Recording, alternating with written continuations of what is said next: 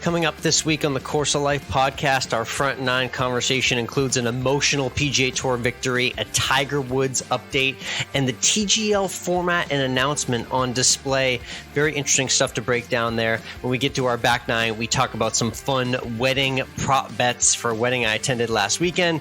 This week's featured guest is our friend, proud to call him our friend, Danny Wuerffel. He's a national champion, a Heisman Trophy winner, but more importantly, he's a community leader, and he has an unbelievable event called the Desire Cup, which you heard all about last week. We have an awesome conversation encompassing everything he was doing at the event from the TPC Sawgrass clubhouse.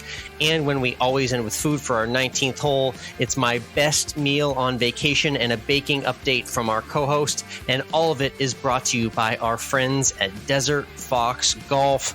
I can't believe I'm saying this, Mike, but it is about to be holiday shopping season. That's right. You know we love our Desert Fox Golf friends and their products because they're great for golf events, but they're also a great holiday gift. Maybe if this is something you're thinking about having at your next golf event, you could try it out and get a Desert Fox foam caddy as a gift for the golfer in your life. We still have promo code COL Podcast for the users there, but you can also DM us at COL Podcast with any golf event information that you have upcoming. Send us the event info, the event manager, and tell us why we should have great Desert Fox golf products at their event, and you could get a cash referral bonus of up to $200. That's right, just for you playing in a charity tournament and suggesting great products are there in the swag bag. You could get a cash referral. Just send us a DM on Instagram at COL Podcast. Again, DM us on Instagram at COL Podcast with the event info, and we'll take it from there.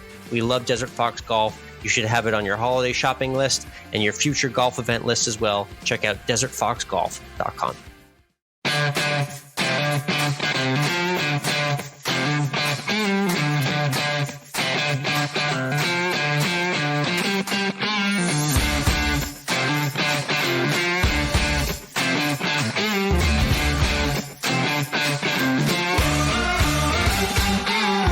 Hello, interwebs, and welcome to Course of Life. We are proud to be presented by our friends at Desert Fox Golf and the Live Take app. I'm Michael, he's Alex. And Alex, let's get into our front nine on today's podcast, and let's welcome you back to Texas. You're finally back home after being in, coming to Savannah, going down to TPC Sawgrass with me, and then you turned around and you went down to Marco Island for a week. Yeah, and I worked on my tan basically for a week. I was really hard there, laboring it out on the beaches of the Gulf of Mexico. It was a lot of beach, a lot of pool, and a lot of eating out at wonderful restaurants. Seafood stuffed down my face in all forms all week long. Fantastic weather. Obviously can't complain, and I even did get a little bit of golf in. So it pretty much the dream vacation. It's always great being down in sunny Southwest Florida. Follow along on social at COL Podcast and Course Life Alex for all the sunset Instagrams, which will surely be hitting the feed here in the next couple of weeks.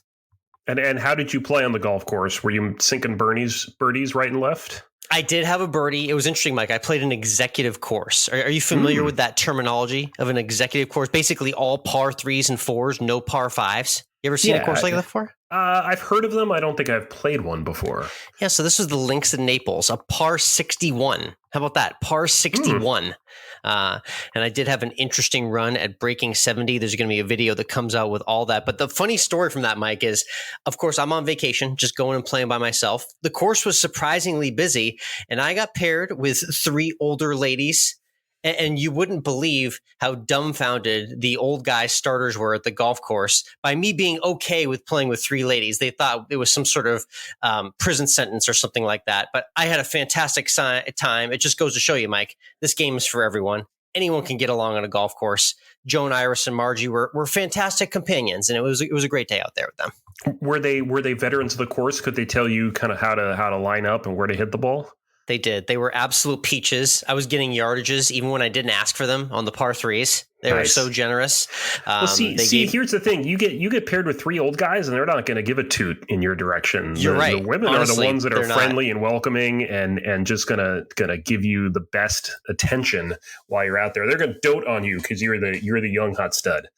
As soon as I heard on the first tee that they play Happy Golf, I knew I was going to be in for a fun day. And they played Ready Golf as well, too, which I love. So shout out to the Ready golfers out there.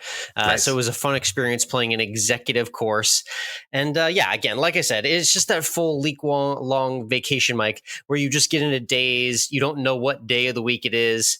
The schedule on vacay becomes all too normal, and you really lose touch with reality when you're in like a tropical part of the country or the world like that. So it was nice to detach for a bit, but here I am back grinding it out with all you guys. Welcome back. We've missed you. That's for sure. Thanks. It was a great trip and great to see you to start things off in Savannah and Jacksonville as well, too. Yeah, it was great to have you here. And it was also great this weekend to see what happened down at Tiger Woods' course, hosting his first PGA Tour event at one of his own courses, the Worldwide Technology Open in Los Cabos. And Erik von Rooyen and the best mustache in golf, hands down, the eagle putt he had to win was phenomenal on its own. But to do this with everything else going on in his life was just all the more incredible. Yeah, it was an interesting backstage for those who don't know. The backdrop with Erik von Rooyen is he was college golf teammates and friends with a fellow pro named John Tressmer. Unfortunately, John is going through a horribly fatal battle with cancer right now. It is terminal at this point, and he knows that he's on his final days. So it's a very sad situation, but Erik was very not only motivated by words from his friend John throughout this entire journey. He kind of harnessed a lot of that energy into an unbelievable performance and really just let it out after the 18th green victory. And you could tell it was really hitting him hard, but a true, winning one for my friend and harnessing your best moment during a really emotional time was really cool to see. And just another one of those ultimate feel-good moments that I don't know if we quite replicate in other sports in our landscape right now. Golf has a way of producing these storylines where it's such a brotherhood out there between fellow golfers in all walks of life, and especially in professional golf, that it was amazing to see Erik get the win and obviously celebrate in an emotional state the way he did. Yeah, to me, what makes it so great in golf is that in these other sports, the team needs to rally around you, not to make it any less incredible when a team rallies to support a teammate who may be going through something like this. But out on the golf course, it's just you. You need to be the one to do it. You need to be able to go out there and shoot a back nine 28 with an eagle putt on the 18th to beat Matt Kuchar by 2 strokes. I mean, you can't. There's no one else to blame or to worship than you when you do it. Yeah, I know. That's why it made it all the more impressive that he was, again, able to harness all of that emotion for what's potentially going to be a very emotional stretch with his friend, going through this battle right now. So again, our thoughts and prayers are out there, not only with John, his family, but obviously Erik and everyone close to John, because that was just a fantastic story to see. And I'm glad that we're getting a glimmer of positivity on the golf course from what's overall a horribly emotional situation. But again, really great feel-good win for Erik von Rooyen down in Cabo. Another guy who may be starting to feel better after his almost horrible experience, of course, is Tiger Woods. We've seen him out and about, of course, at his golf course down there in Los Cabos, and he's walking again. There's rumors that he could be playing in the Hero World Challenge coming up. We talked about this on our live take. If you haven't checked it out, on this, it's still a couple days, depending on when you listen to this, where you could go on and vote and either agree with Alex that he's going to play or agree with me that he's not. And as we've seen, no one agrees with me, so it's okay. But Tiger's walking again and trying to play golf again, and he's gearing up for something here. He is, and the thing that got me really intrigued was not only seeing him in recent weeks, like you mentioned, but specifically these last few days, carrying the bag for Charlie of all things. Now, again, it's not him hitting any of the shots. That's the key point of demarcation here. But Tiger Woods is carrying his son Charlie's bag in a 72-hole junior tournament put on by Nota Begay. So it's 18 holes a day. He's out there walking. We've seen a little bit of a limp here and there, but overall walking pretty well. And just the idea that he could walk 72 holes of a golf course is pretty encouraging. It's probably only about 30 to 40% of the battle, I would say, from actually swinging the club and hitting the shots in addition to doing the walking. But very intriguing to get this update. So again, we got to kind of got our eyes peeled on that mystery exemption spot that's still looming at the Hero World Challenge there in the Bahamas in about a month. So I have a feeling we're going to get some news on that probably in the next week or two as to whether Tiger is indeed teeing it up in that. I think that spot is reserved for Tiger. I don't think you're going to find out in a week or two. I think we're going to find out Tuesday of the event. Last second decision. We're going to try it out. We're going to game time it and see if it's good to go. I think that's literally what it's going to be. He's going to get on the plane and go down there and see how he feels and then make that call on the course. That's what's going to happen. We're just going to have that exemption just sitting there mysteriously for the next 3 weeks now. I love it. Yep. That's exactly what's going to happen. It's Tiger Woods. Wouldn't you do that for him? I mean, it's Tiger Woods. He loves the drama. He really does. Yeah, he really does. Speaking of drama, the TGL, which I just want to keep calling the Tiger Golf League. Right. I mean, it's kind of is, and it felt like that when it was getting formed about a year or two ago. Yeah. So yeah, it kind of is basically. TGL released its schedule and form. Well, not its format to how this is going to go. 40-second shot clock, 15-hole matches, first 9 holes, 3-person alternate shot, and the next 6 are rotating singles. If anything's tied after 15, it goes to overtime with a soccer penalty shootout style closest to the pin competition. So we're going to get a Tiger Phil shootout on the 19th hole in Las Vegas, which would be, I would pay to see that happen again with Phil, actually. Yeah, won't be no Phil, but we'll for sure see Tiger there. I know that. But like a bunch of the other world's best are already signed up for this. They're starting to reveal the teams. I mean, as for the format, I mean, it's intriguing. There's a lot of sexy formats there. I like the 9 holes and the 6-hole switch, then the penalty style closest to the pin. There's a lot of stuff to keep your eyes peeled. But again, you got to remember that they're just hitting into a simulator screen. There's just a golf. It's not an actual course here. So basically, they're trying to get 2 hours of primetime eyeballs on golf, likely on Monday or Tuesday nights as it works in between golfer schedules. I'm going to be intrigued and tuning in for the first few weeks. The question is, are we golf fans, going to be season-long fans of this? Or is this just a novelty like the matches that we see once every so often where we briefly tune in and tune out? That's I'm wondering what sort of level of popularity this is going to hit. But right now we're getting a lot of the marketing promotion behind it. It's going to be hard for me to want to tune in, week out when it's a supplement to the golf we already know and love. I think it could grow a different audience that is interested in it and watches it to grow the game. So you could have overlap and in 2 separate audiences between the weekend tour events and the TGL events. Absolutely. I think it's going to be a very stream conscious audience. They're going to be looking at a much bigger internet audience on a weeknight. They're going to be looking to catch eyeballs on apps like X, Instagram, all these important spots where you're seeing news break on weeknights. So I think golf's trying to grab into a little bit of that drama outside of the Thursday to Sunday action. And like I said, the teams are intriguing. I saw the Boston Common team members walk out onto Fenway Park, which was kind of surreal, Mike. We got Rory, Adam Scott, Tyrrell Hatton, and Keegan Bradley, the local guy, representing the Boston team. So they split some teams up. I know Justin Thomas is in the Atlanta team, but the repping cities, I don't know. They're probably going to have some kitschy uniforms on. I hope they don't mess those up the same way Liv did, but I'm sure they're going to the first time around.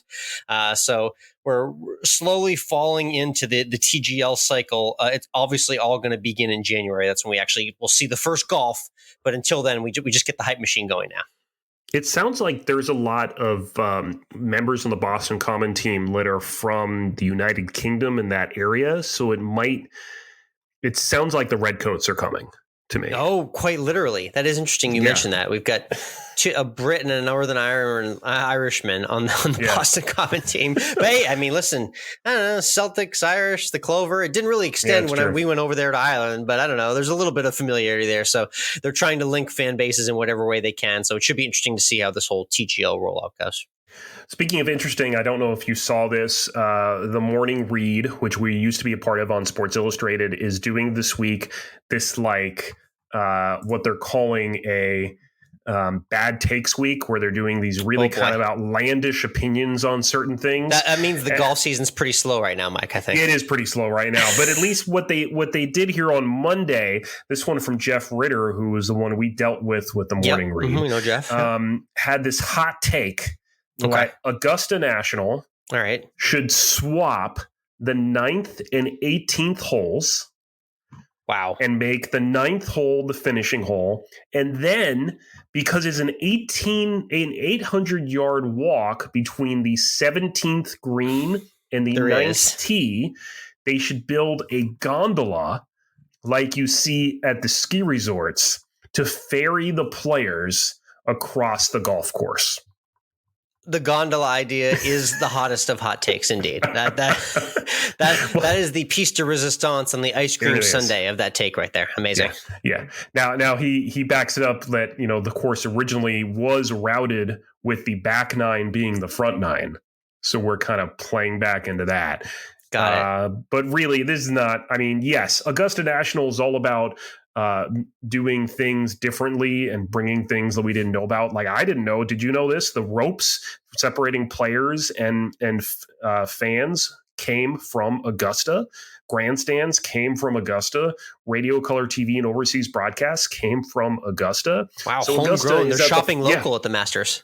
Yeah, so they are at the forefront of doing new and inventive things, but at the same time, they do really value their tradition, and I don't think they're going to change the routing of the course. Yeah, but I mean, listen, if we're doing the bad takes, I guess that falls in the category because people would be up in arms if we switch the routing at Augusta National. So that certainly does fall into the category of bad takes. I agree with that. What I would say, Jeff, is that this is a sexy hot take, but it's not going to happen. So good try, Jeff Ritter. Good try. And I guess if I'm throwing one off the top of my head, the Masters playoff should be 9 holes on the pitch and putt course. How about that? There's my random bad Masters take, is we should just go over the pitch and putt course we use on Wednesday if we got a sudden death playoff. How about that one? Interesting.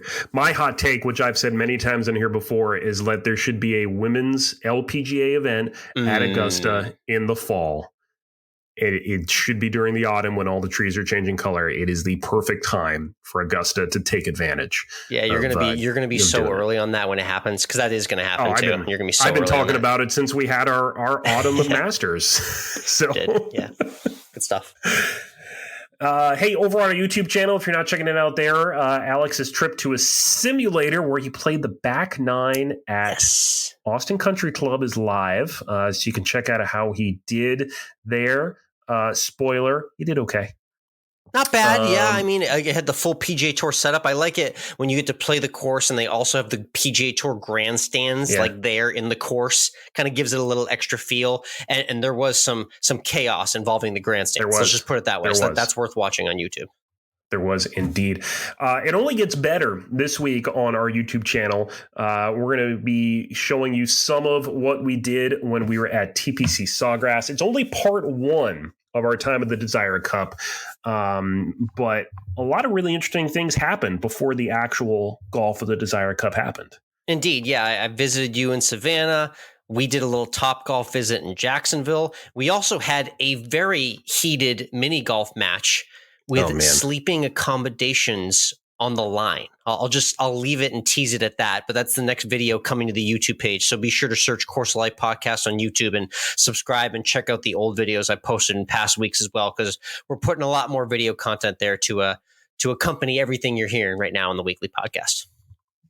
Let's wrap up the front 9 with looking at where the PGA Tour is headed this weekend. They're staying in paradise. They're headed to the Butterfield Bermuda Championship, where past guest of the show, Seamus Power, is defending. That's right. Yeah, we saw him at the Irish Open and caught up with him at the media day, and it was really cool to hear him see how he celebrated that win.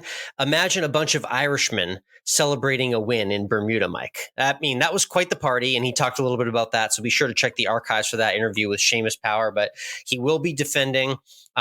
It's quite the interesting field, Mike. They're really scraping the bottom of the barrel. They've got PGA Tour winners from like a decade or two ago that are in the field.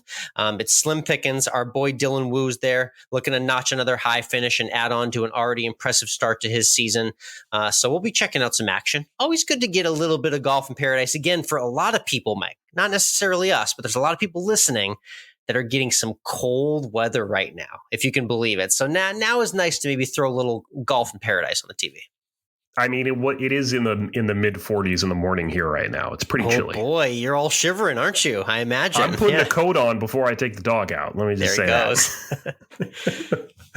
So Butterfield Bermuda Championship. Your picks also will be up on Run Your Pool, so check that out. RunYourPool.com for everything Alex does. He writes a lot there. Really, it's like another job. I'm writing NBA every week. I got trending players in the NBA. I can tell you who's up and who's down in the NBA every week. I got NFL and college picks on there. So yeah, be sure to check that out. RunYourPool.com.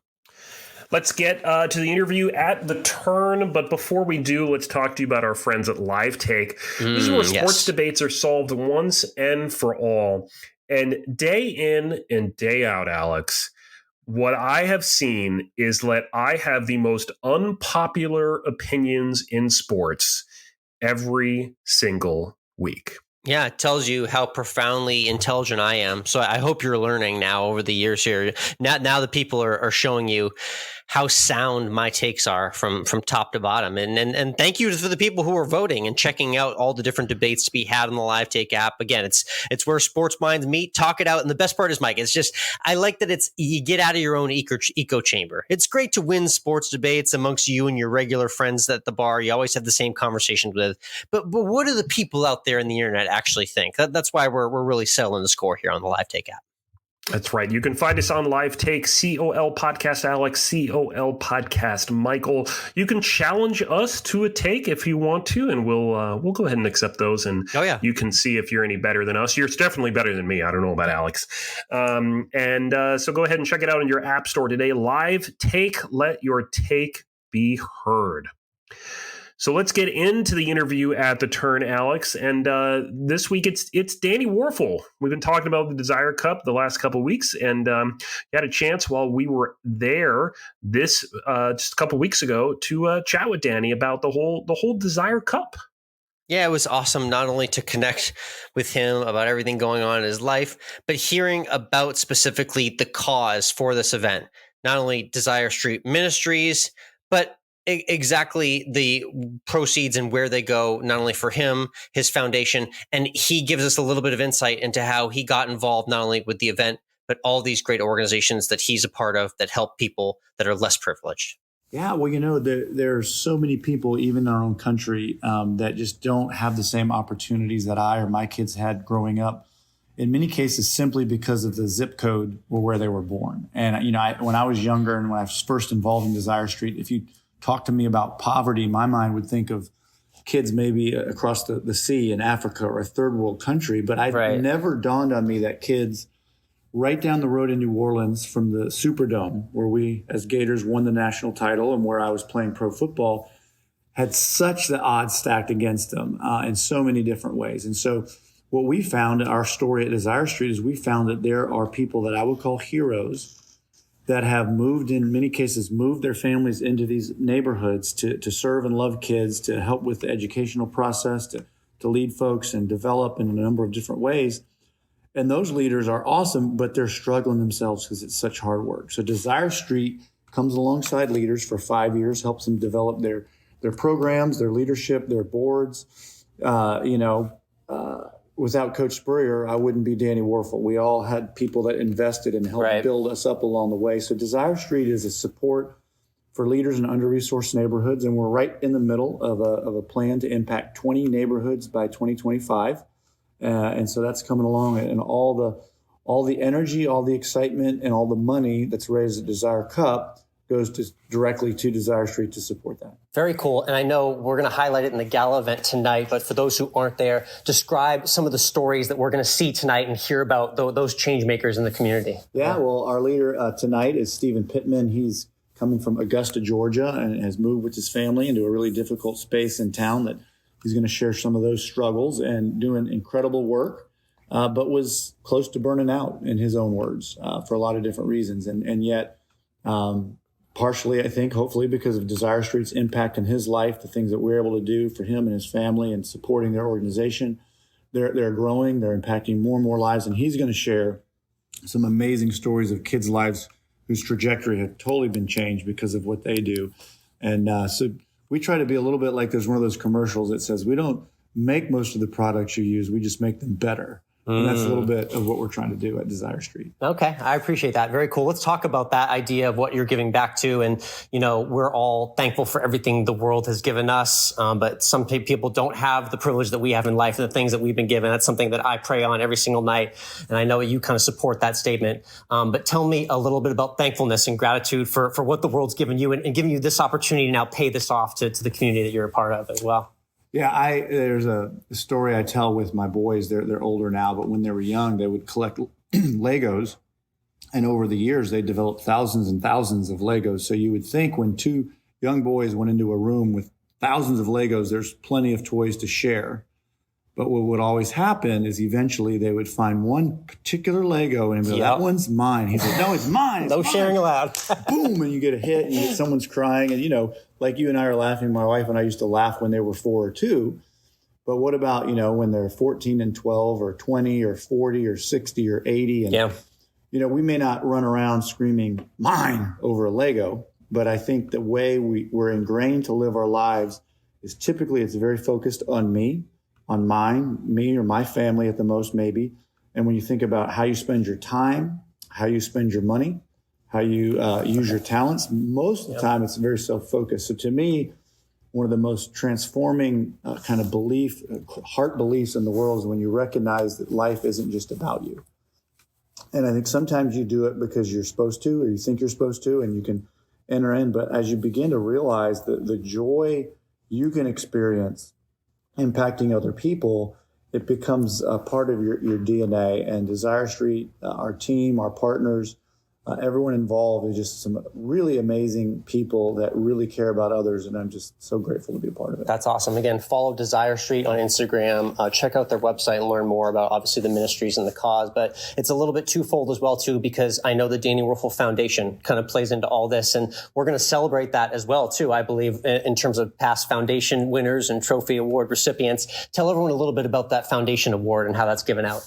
Yeah, so the Wuerffel Foundation exists on a little broader level to inspire service and unity in the world. And one of the things that we do there is we have a college football award for community service. And that goes to a Division I college football player who really has the best resume, done the most compelling, the most amount of impactful community service. How are you finding them, by the way? How does that work? How do you find these people? We have over 100 nominees every year. We just got over 100 nominees. It's typically through the sports information directors or the athletic directors. Oh, cool. And our last year's winner, Dylan Gibbons from Florida State, will be here at the event. Nice. And we're going to share more about what he did to impact the world and what he's doing now. And the foundation also supports Desire Street. It also helps impact other nonprofit leaders. And the foundation really works hand in hand with Desire Street and in all our efforts. Nice. So that's what we're all working towards here, the Desire Cup, and everything is going towards those great causes. Now let's get to the actual golf that's getting played here at TPC Sawgrass, because it's an interesting format. Again, pitting Florida alum and Georgia alum. We're heading into the Florida-Georgia weekend, so it makes all the sense in the world to have that format. But describe how the competition is going to go down here between Florida and Georgia. Well, so far we haven't had too many fights. Okay, good. Which is good, but there's definitely a lot of energy. There's a lot of excitement. There's a lot of trash talking in the air around this game in general. And so part of the idea was we would use some of that momentum and competitive juices to create a fun event. We had a real amazing friend, Mitch Mitchell, who kind of came up with this scenario. And literally, you're playing, some people enter into the Ryder Cup style where you're playing like 2v2 in the same foursome, for a point on the front, a point on the back, and a point overall. And others like the traditional foursome, kind of celebrity foursome. So if you have a foursome, we're pitting your foursome up against the other team's foursome. Okay. And you win a point for the front. There's no avoiding the competition here between rivals. I can tell. Avoid the competition, and then we add up all the points, and we have a winner. And people love that. It's gone really well. Obviously, playing here is an incredible opportunity, and to play for your college. And, sometimes it gives a team that probably doesn't have a chance to win the football game, gives you a chance to win something on the weekend. So that's been good too. Okay. Yeah. If we can't win or cover the spread, let's at least get the Desire Cup win for the Gators here this weekend. Tell me a little bit about there's no fights yet, but there's got to be a little bit of ribbing and jabbing. Who's the trash talker on each side that we need to watch out for tomorrow on the golf course? Who's going to be talking the most game, that is? Yeah, it kind of depends on who's around. When Herschel Walker was here, he came straight from an MMA fight, so no one talked any trash to him. Wow. Yeah. I would not be messing around with him on that. He was pretty clean. There's some spicy folks. Shane Matthews, former quarterback for Florida, is known to say some things. Spurrier will throw in a dig here or there. But Matt Stinchcomb is coming this year, and he's really, really smart and slightly sarcastic guy. So we'll hear from him. Ahmad Black is the one who went on the Swamp Kings, the Netflix special on the Florida Gators. Yes, okay. And he actually said, can I say this? I hate effing Georgia. So that's been coming up on some memes. So there's a lot of smiles, but there's a little too. Interesting. So let's talk about Spurrier and the football sharing that goes on at the gala. Obviously, there's going to be stories from the rivalry shared. As attendants, what can we look most forward to tonight and hearing the stories between the rivals as the night goes on? Yeah, well, everybody will be introduced, all the celebrities and coaches, and there'll be some more extended interviews. I think tonight the longer interview is going to be with Matt Stinchcomb and Major Wright. Major was also featured in the Netflix documentary. We're going to do a real special tribute to Coach Vince Dooley. It's almost exactly a year since he passed away, and he was a very faithful participant in the Desire Cup, and I really don't even know how or where he heard about us or me and decided he was going to be a part of this, but he was here each and every year just about, and so we're going to honor him as well. And then, of course, our MC for the night is Laura Rutledge, who's just been so successful in the NFL and college broadcasting and just brings a delightful personality and an incredible ability to charm the room. So it's going to be a fantastic night, culminating with, in my opinion, the opportunity to hear from Stephen Pittman about the work he's doing and why raising money is important. And then lastly, we have the actual auction itself, where we'll have some fun items to raise some more money. Oh, love the memorabilia. Excited for that. Okay, yeah. Danny Wuerffel again joining us here. Danny Wuerffel on Instagram. Be sure to follow him in Desire Street on social media as well, too. Let's get into a little Florida talk. I know that you're pretty close with the program. This will air after Saturday, but speaking in generality, not only for this Saturday's Georgia game and the rest of the season, talk to me a little bit about Graham Mertz at quarterback and kind of what he needs to do to kind of keep up the building blocks he started with this season. I don't think he could do anything more than he's being asked to do right now. He's completing an incredibly high percentage of his passes, more than I ever did. He's protecting the football. He's putting the team in position to win so often. I think he's really done well. And then, when needed to do more, like against South Carolina, he had just one of the best games ever as a Florida quarterback, in my opinion. It was a great game. So I think, it's a challenge when you have such a young team. It's a challenge when the offensive line is thin. I mean, your best friend as a quarterback is your line.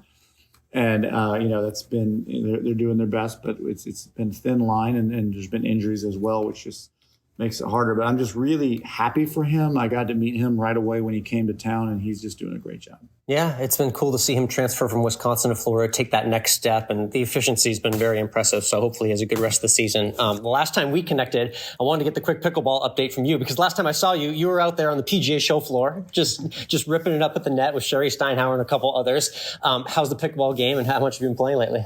Playing a lot, loving it, continuing to get better, and just real excited about it. Kind of joined up with the Orlando Squeeze as one of the Major League Pickleball teams. And so I'm connecting with those guys. That league is taking off. And they won the last tournament. So it was fun to be there. And just so many opportunities. We hosted our Celebrity Pro-Am Pickleball event about a month ago, and had another really successful fundraiser. Had a lot of pro players, a lot of college and NFL icons and other celebrities play. Just had a great time. Awesome. Very cool. Let's get to the quick family update, because I know you mentioned briefly that you got a son who's now at UF.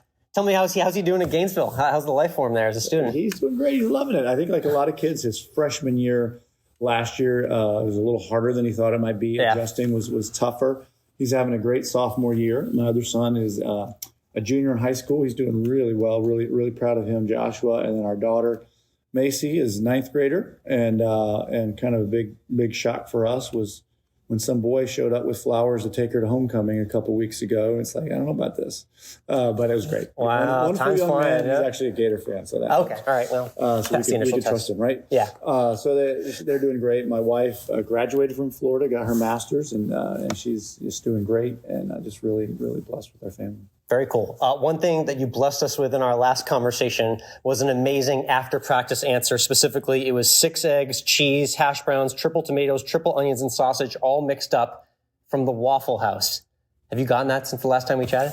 Not since yesterday. Although I made a critical error. Uh-oh. Normally I just say triple onions, triple tomatoes. Yeah. But I tried to do like the Waffle House version of the Starbucks order where you like use the right lingo. And I went quadruple diced.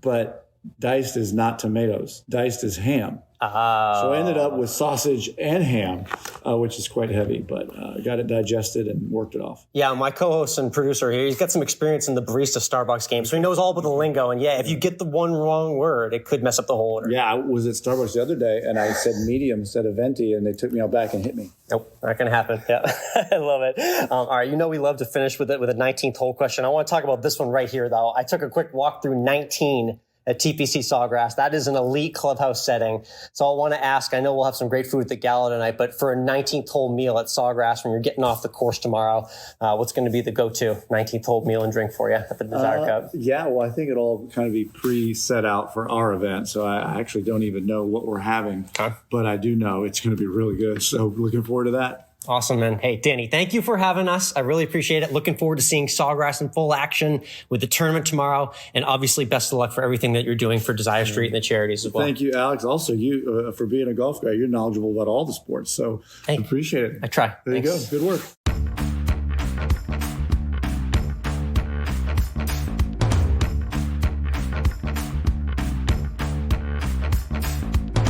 Great chat there with Danny. Love to be able to finally meet him like I was able to being there at TPC Sawgrass at the Desire Cup. And love seeing all the different things that he does with the Wuerffel Foundation, with Desire Street, and the Wuerffel Trophy going to a college football player and what they do off the field. So we're not giving it to the best quarterback. We're not giving it to the best running back. We're giving it to just a guy who's giving back to the community and trying to make the world a better place. And I think we certainly need more of that. Definitely. Actually just got sent the nominees for this year as well, too. And there's a lot of talent in the nominees on the field, but it's really cool to see that no matter what level of engagement these guys are at with their college football program, they're looking to help out the community they're in and serve the world and make it a better place. It was cool to meet Dylan Gibbons, the recipient in 2022 there at the event. And I'm looking forward to seeing who wins this year, the foundation trophy. And again, Danny just really doing a lot of things that the average successful college and pro athlete doesn't have to do post-career. You know what I mean? He could just sit around and just enjoy the legacy he has for himself, but he's going after a greater cause and helping out a lot of people along the way. And this event was just a small piece of what he'll be doing with his legacy in the years to come.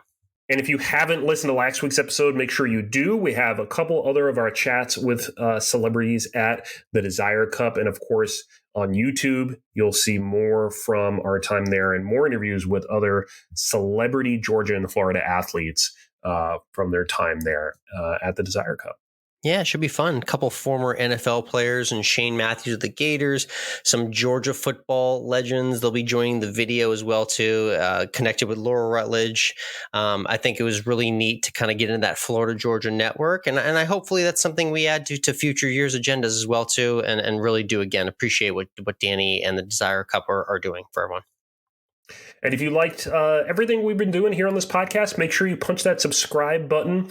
Leave us a rating of whatever you think is appropriate. That's the best way to let us know what you like what we're doing. If you don't like what we're doing, then tell us that too. And we'll tell you to just stop listening to us and go listen to something else. Yep, that's fine. We appreciate reviews and feedback of any nature. You can tell us that this part's annoying right here, where we ask candidly for your support. You could tell us that. I would love to not have to ask people for their support, but because, the guy listening right now or the girl listening right now isn't giving me their support, I have to ask for it. It's the same way I'm that guy who listens to NPR all the time. I do turn off the radio during the pledge drives.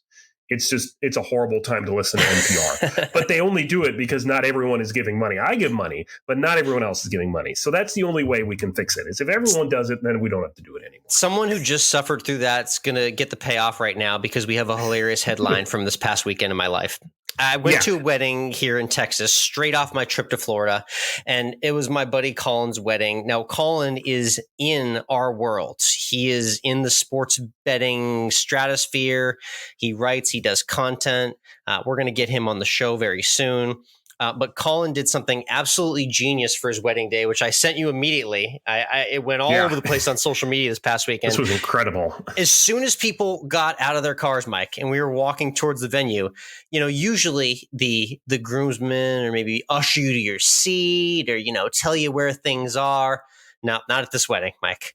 You just immediately got handed a long, thin sheet of prop bets that the bride and the groom constructed, albeit in a mocking gesture. The Whitchurch wedding day prop sheet was an absolute hit and a hilarious way to start off the wedding. And it made a lot of people laugh on social media as well, too. Definitely something very ingenuitive and a one-of-a-kind idea for wedding, that's for sure. Yeah, I mean, what I have to ask when I'm looking through a lot of these different bets that were on here. Yeah, that's right. Of course, who's going to cry is always a good one. Who smashes the cake first? Is Sweet Caroline going to be played? Yeah, so there you go. You know nothing about these people or the wedding. Yeah. Was Sweet Caroline played? What do you think? Yes, of course, yes. And everyone lost their money because Sweet Caroline was not played at this wedding. There were a lot of people on Twitter betting that too. It wasn't played at my wedding, so, See, but my favorite one here, actually, out of everything here, is will the groom cut the line at the bar while using the excuse of, it's my wedding? You know what? He might have. I spent enough time at the bar, but I was the designated driver that evening, so I didn't park there the whole night. I think he very well did. I just didn't see it with my own eyes. But yeah, Colin seems like the type of guy to do that in the moment. So I'm going to go ahead and safely say that he did regarding that bet. Yeah. I'm sure it was a beautiful ceremony. How much money did you, was they actually paying out these prop bets? I did. So I won a couple fun? Bets amongst friends. Nice. The bets that I hit were the first dance length, over or under 3 minutes and 30 seconds, Mike. Under. Way under. That was the easiest win in the world. I don't know how I got my friends to go bait the over. You and I both know you always cut that dance song short. You never dance the whole song. Yeah, except you remember at my wedding, they did the whole song at my wedding, and we picked a really long song. Did you really? Wow, I don't remember that, actually. Wow. We did, and this is horrible, actually. If you asked my wife and me, we don't remember the song because it was like a last-minute choice. We were like, that's whatever, okay. we don't but care. But it went long, huh? But it was a John Legend song, and it was a long one, and the DJ just let it play. Wow, so you would have hit the over at your wedding. Interesting. Yeah, okay. I'm pretty sure we did.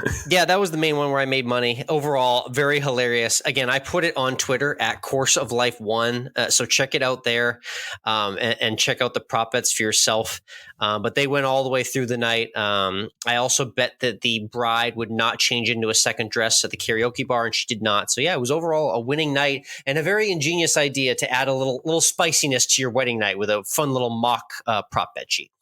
I love it. If I ever renew my vows, we're doing that. That's perfect, Mike, because renew vow, you can just take words of the script and just be like, will this be said? Will that be said? And just have your friends going crazy on the bets. I love it. Good stuff. It'll be great. Speaking of betting, you finally had a winning week in college football.